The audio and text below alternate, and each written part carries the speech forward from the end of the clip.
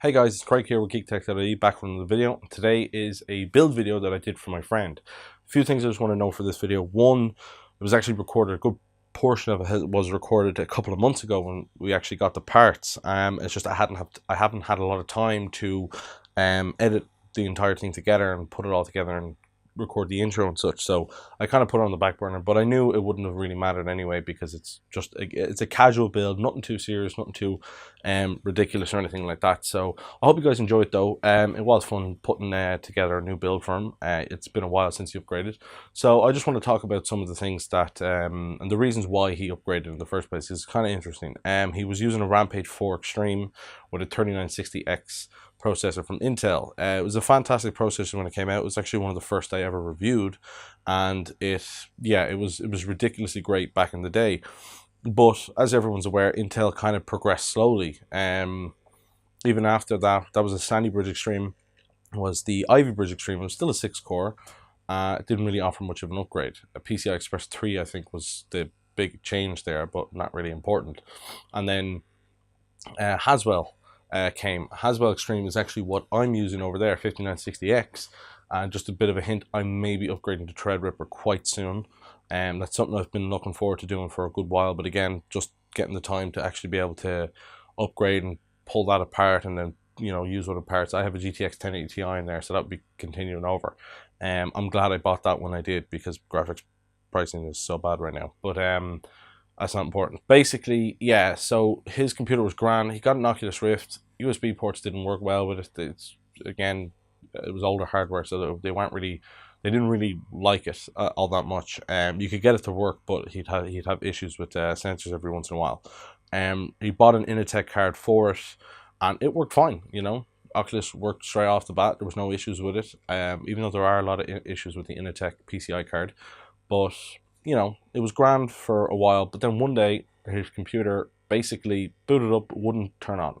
He's getting, I think it was B6 error on it, and I'd seen that error a lot of times before and we couldn't figure it out. But basically, after all the testing, the RAM slots, or the DIMM slots on the right side of the board did not want to work at all. They were just done. So you could put all the RAM into the left side of it. There was 8 DIMM slots on it, so the 4 on the left worked perfectly. So he could get a 16 gigs, but they weren't in quad channel anymore.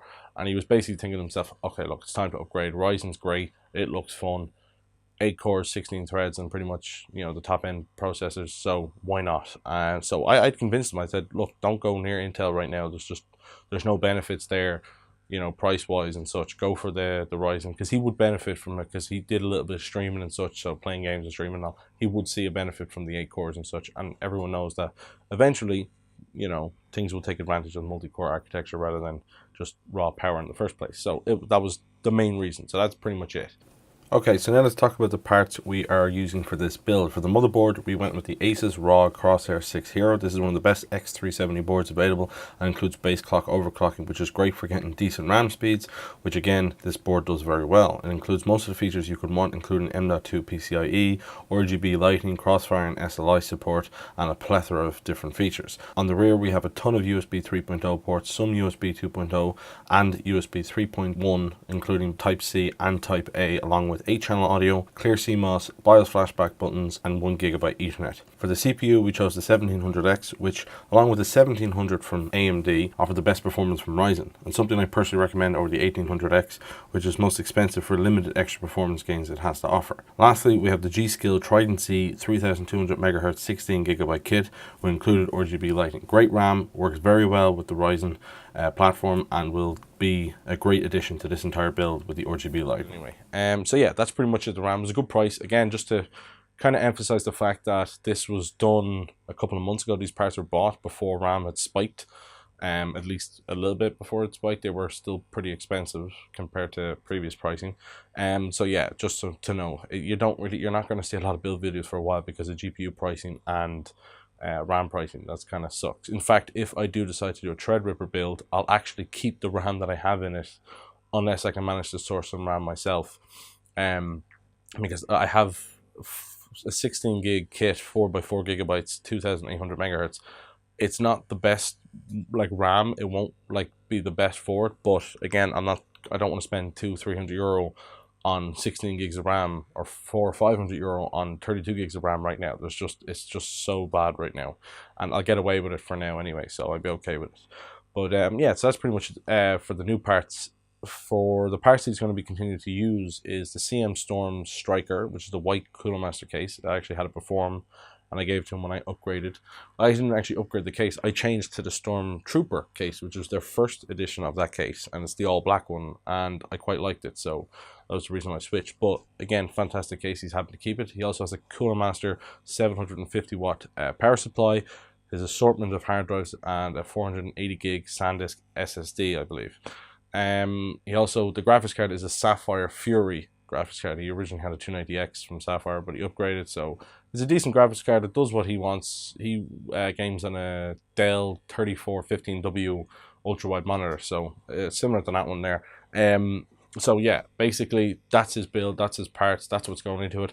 So for the rest of this video, what you're going to see is me just pretty much tearing apart the computer. It'll all be a time lapse with some music in the background, and then me kind of, I think I stopped it like halfway through, and I kind of just talk about the motherboard and stuff again, but then just quickly straight back in, me assembling it and putting it together. One of the things I always do with my builds, anytime I'm doing one, is I pay a lot of attention to cable management. I always try to get it look as neat as I possibly can, so that's kind of what you'll probably see, is me just fussing about it. I try to cut it down as much as I can to get any boring parts out, but just kind of give you a gist of it anyway. It's kind of cool anyway. But yeah, I always pay a lot of attention to cable management. It's just one of those things that I do, so that's just something you can kind of note. But yeah, and then the last bit of the video is just pretty much going to be a quick run by of how it looks. It's nothing special, nothing, you know, over the top or anything like that. The only thing I didn't mention was the cooler, which is a Corsair H100i. Again, it just ties in nicely. It looks great. There's not going to be a lot of work being done on this. It's not a rendering rig or anything like that. You know, it's not like custom looped or anything. It's just a neat rig for a decent price. Nothing too drastic. I know nowadays if you want to buy that stuff, it would be ridiculously expensive with the DDR4 RAM and stuff. Thankfully Ryzen has dropped in price, which is even ridiculous because it was already so price competitive in the first place. But again, nonetheless, this is pretty much it for the video. I hope you guys like it. I do plan to have a lot more videos in the near future, and I am actually working on one which I will have up in probably in the next week or so. I do have a few reviews that I've kind of had to put on the back burner because I've been so busy, but I finally have time to actually do them. A few heatsink reviews that I want to do, which I've promised in the past, but I've just been swamped. And the motherboard I use for my test bench is an MSI board. I hate that offset for the heatsink. It just ruins it makes heatsink reviews very annoying. I have to lock the fans at a certain speed, and I can't leave them at auto, which is what most people would do in the first place. So it just annoys me when they do that. So yeah, not important right now, but I hope you guys enjoy it. Please do like the video if you like it, and share it around if you have a chance. It does help. So yeah, I will catch you guys in the next video. I hope you guys enjoyed this build, and see you all later.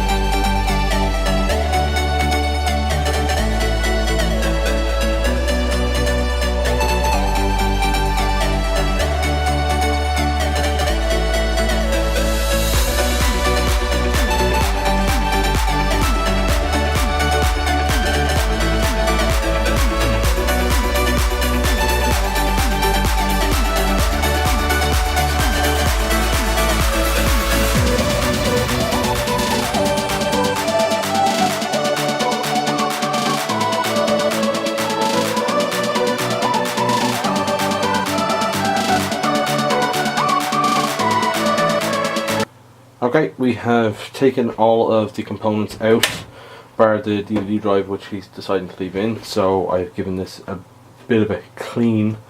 Not the best clean. There's some things that just need to be wiped down a little bit, but it's pretty much ready to get the motherboard in anyway. So yeah, I would pretty much, like how I clean most computers, a couple of these, like getting the dust out of the case anyway, couple of air dusters, paintbrush unused obviously, some cloths, that kind of thing, and you can just kind of loosen up the dirt, spray it out, repeat until you get it all out. Sometimes you might want to take the fans out themselves, clean them and whisk them, you know, give them a good once over.